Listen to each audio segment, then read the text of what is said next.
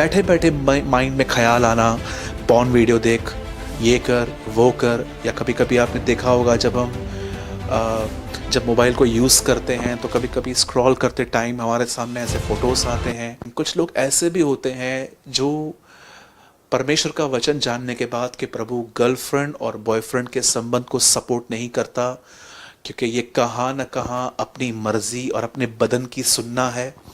और एक जगह लिखा गया है, यदि तुम मेरे पीछे आना चाहते हो तो अपना इनकार करो।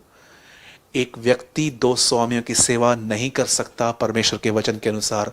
हर जगह सिर्फ धन को मत पकड़िए। आप जिस चीज से सबसे ज्यादा प्यार करते हैं वही आपका धन है।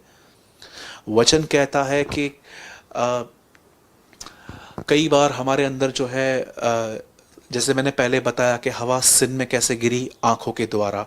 दाऊद कैसे गिरा, आइस के थ्रू। और अब सेकंड थिंग मैं आपको बताना चाहता हूं कि कई लोग ऐसे हैं जो अच्छे से वचन सुनने के बाद, वचन को समझने के बाद, जब उन्हें पता चला कि मैं गलत रिलेशनशिप में हूं और मैं जो ये कर रहा हूं ये सिर्फ मुझसे पाप करवा रहे हैं, तब उन्होंने कहाँ ना कहाँ सालों पहले उसे ख़त्म किया। लेकिन आज भी पास्ट में किए गए सिन जो हैं वो उन्हें याद आते हैं।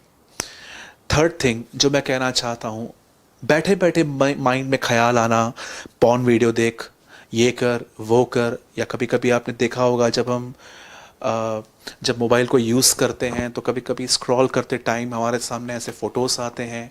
या कई बार आप जो लड़के हैं या आप जो लड़कियां हैं, आप जब फेसबुक पे जाते हैं, इंस्टाग्राम पे जाते हैं और किसके फ़ोटो को देखते हैं तो आपके अंदर गंदी गंदी विचार आते हैं।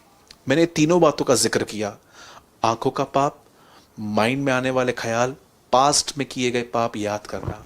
अब मुझे बताइए, अब तो हम किसी गलत व्यक्ति से भी जुड़े, किसी गलत काम से जुड़े हुए भी नहीं है। अब देख रहे हैं, अब पूरी चीज ख्यालों पे आ गई है, थॉट्स में आ गई है।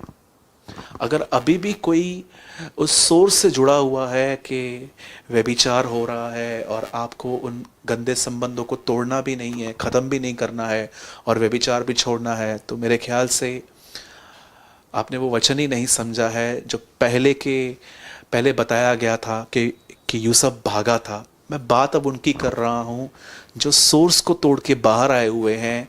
जिस जगह से व्यभिचार हो रहा था वो बाहर आ चुके हैं उस गंदे संबंध से, पर अब थॉट्स उनको तंग कर रहे हैं। चाहे आपका आंखों से पाप हो रहा है, पास्ट में किए गए पाप याद आ रहे हैं, या बैठे बैठे आपको गंदे गंदे अशुद्ध व्यभिचार के ख्याल आपको आ रहे हैं। आप कुछ देख रहे हो, उसको देखकर आपको गंदे गंदे ख्याल आते हैं। जैसे बहुत सारे लोग कहते हैं कि जब हम किसी के कपड़ों की तरफ देखते हैं तो हमें बहुत गंदे ख्याल आते हैं, चाहे भाई हैं चाहे बहन है। अब मैं आपको कुछ बताना चाहता हूं, यही एक रास्ता है कि परमेश्वर आपको आपकी थॉट लाइफ में होने वाले पाप, जो विचारों के अंदर होने वाले पाप हैं, वो उनको आपसे बाहर निकाल सकता है। पहली चीज, बाइबल ऐसा बताती है, यीशु मसीह का एक चेला था जिसका नाम था पतरस। आप जानते हैं पतरस वही व्यक्ति है जिसने यीशु से वादा किया था कि अगर यीशु के साथ बने रहने में उसके पास संकट आए और अगर उसको जेल में भी जाना पड़ा या उसे मरना भी पड़ा तो वो मर जाएगा। लेकिन आप सभी जानते हो पतरस वही व्यक्ति है जिसने यीशु मसीह का इनकार किया। 3 बार उसने यही बात कही, मैं उसे नहीं जानता, मैं उसे नहीं जानता, मैं उसे नहीं जानता।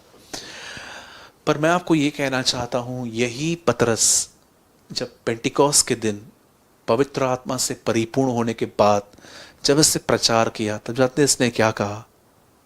इसने कहा, तुमने उसे मारा है, उसका मैं गवाह हूं। आप जानते हैं, एक व्यक्ति, जैसे हम व्यभिचार में कमजोर हैं वैसे ही पतरस डर गया था। एक व्यक्ति जो इतना कमजोर था, अचानक वो इतना बोल्ड कैसे हो गया कि उसे डर के ऊपर जय मिल गई। मैं आपको बताना चाहता हूं मेरे भाइयों, मेरी बहनों, प्रेरितों के काम में जब उनके ऊपर पवित्र आत्मा की सामर्थ उतरी तो वो केवल पवित्र आत्मा की सामर्थ नहीं थी, वह परमेश्वर का अनुग्रह भी था जो उन्हें मिला।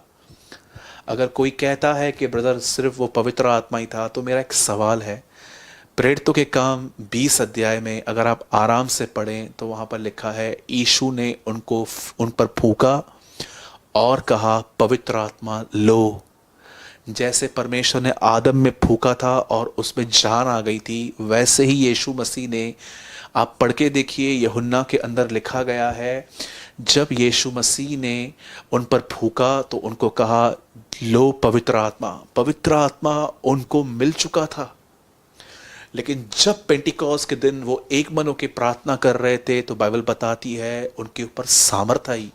न केवल ये सामर्थ थी, पर ये परमेश्वर का अनुग्रह था। और जानते हैं, अनुग्रह पाने के बाद पतरस ऐसा व्यक्ति हो गया कि उसने, वो इतना बोल्ड हो गया कि उसी पब्लिक को उसने कहा, तुमने उसे मारा है जिसका मैं गवाह हूं। यदि आप में से कोई भी व्यक्ति इन गंदे ख्यालों से और आंखों के होने वाले पापों से या पास्ट में किए गए पापों से स्ट्रगल कर रहा है, आप बहुत लड़ रहे हैं, तो मैं कहूँगा लड़ने से बेहतर है परमेश्वर के करीब जाइए, ईमानदारी से उसे सब बताइए कि प्रभु, मुझे बहुत, मेरे ख्यालों में जो बातें हैं मुझे वो बहुत सताती हैं। मैं प्रार्थना करता हूँ प्रभु जी, मुझे अनुग्रह दीजिए, और अनुग्रह आपको पाप को ना कहने की शक्ति देगा, वो आपको पाप को ना कहने की ताकत देगा। पौलुस जैसा व्यक्ति कहता है, मैं जो कुछ भी हूं मैं परमेश्वर के अनुग्रह से हूं। अनुग्रह क्या है?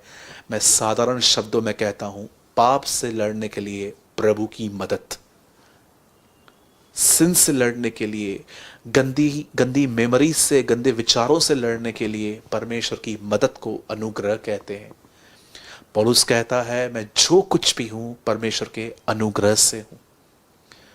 हर पत्री की शुरुआत जो है वो इस तरह हो रही है कि परमेश्वर की दया, उसका अनुग्रह और शांति तुम्हें मिलती रहे। मलाकी का आखिरी वचन है, मैं पृथ्वी पर सत्यानाश करने आ रहा हूं। ये ओल्ड टेस्टामेंट है, पर न्यू टेस्टामेंट का अंत जानते क्या है? परमेश्वर का अनुग्रह तुम पर बना रहे, तुम्हारी आत्मा के साथ रहे। प्रकाशित वाक्य का आखिरी वचन है। अनुग्रह उन्हें मिलता है जो ईमानदारी से खुदा के सामने जाकर उसे कहते हैं कि हाँ प्रभु, मुझे आज भी मैं भले ही शारीरिक पापों में नहीं हूँ, पर मुझे अपने विचारों की ज़िंदगी में बहुत पाप करता हूँ। मुझे बहुत ख्याल आते हैं, मैं फॉल होता हूँ और फिर मैं हंसते में तो उनके पापों में गिर जाता हूँ। परमेश्वर आपको पतरस की तरह निकालेंगे। याद रखिएगा, पतरस का परमेश्वर हमारा परमेश्वर है। यही एक रास्ता है अपने ख्यालों से बाहर आने का। और दूसरा रास्ता है, मैंने आपको लास्ट टाइम भी बताया था, मैं आपको फिर से रिमाइंड करवाता हूँ। एक है परमेश्वर को पुकारना, और सेकंड थिंग मैं आपको बताना चाहता हूँ, वचन को कन्फेस कीजिए। शैतान से हवा ने आर्ग्यूमेंट की, यीशु मसीह ने नहीं की। यीशु वचन बोलते थे, लिखा है, लिखा है, लिखा है। गलातियों 2:20 में लिखा है, अब जो मसीह में है वे, नो आई एम सॉरी, गलातियों 2:20 में ऐसा लिखा गया है, मैं मसीह के साथ क्रूस पर चढ़ चुका हूँ, मैं नहीं, अब मसीह